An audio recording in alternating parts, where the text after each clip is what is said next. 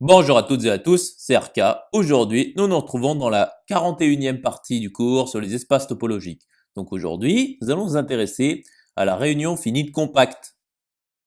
Rentrons alors dans le vif du sujet. Donc soit ET un espace topologique avec E non vide. Et notons pour B un ensemble, comp B, l'ensemble des parties compactes de B.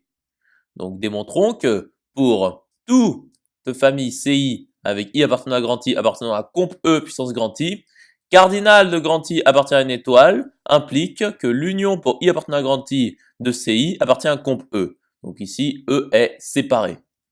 Donc soit CI avec I appartenant à grand I appartenant à comp E puissance grand I tel que cardinal de grand I appartient à N étoile quelconque. Donc soit OK pour K appartenant à grand K appartenant à T puissance grand K tel que l'union pour I appartenant à grand I de CI est inclus dans l'union pour K appartenant à grand K de OK. Donc c'est un recouvrement. Donc pour tout I de grand I, CI est inclus dans l'union pour I appartenant à grand I de CI qui est inclus dans l'union pour K appartenant à grand K des OK. Donc pour tout I de grand I, il existe J inclus dans K tel que cardinal de J appartient à N étoile et CI est inclus dans l'union pour K appartenant à J des OK.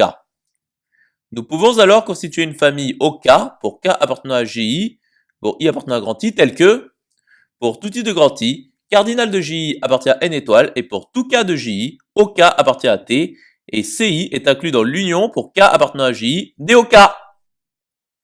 Continuons la démonstration. Donc considérons l'union pour I appartenant à grand I de JI. Donc cardinal de l'union pour I appartenant à grand I de JI est inférieur ou égal à la somme pour I appartenant à grand I de cardinal de JI. Donc nous pouvons l'écrire car les cardinaux des JI sont finis et I grand I est fini. Donc cardinal de grand I appartient à N étoile et pour tout I de grand I, cardinal de J appartient à N étoile. Et donc la somme pour I appartenant à grand I de cardinal de J appartient à N étoile car il s'agit d'une somme finie d'éléments finis.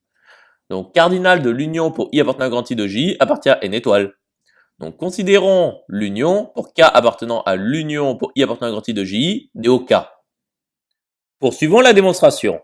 Donc montrons que pour tout I de grand I, l'union des OK pour K appartenant à J est inclus dans l'union pour K appartenant à l'union pour I appartenant à grand I de J des OK.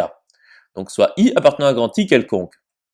Et soit X appartenant à l'union pour K appartenant à J des OK quelconque. Donc il existe K appartenant à J tel que X appartient à OK. Or J est inclus dans l'union pour I appartenant à grand I des J. Et donc forcément, il existe K appartenant à l'union pour I appartenant à grand I de J tel que X appartient au K. Donc X appartient à l'union pour K appartenant à l'union pour I appartenant à grand I de J des OK. Donc pour tout I de grand I, CI est inclus dans l'union pour K appartenant à J des OK, qui est inclus dans l'union des OK pour K appartenant à l'union pour I appartenant à grand I des JI.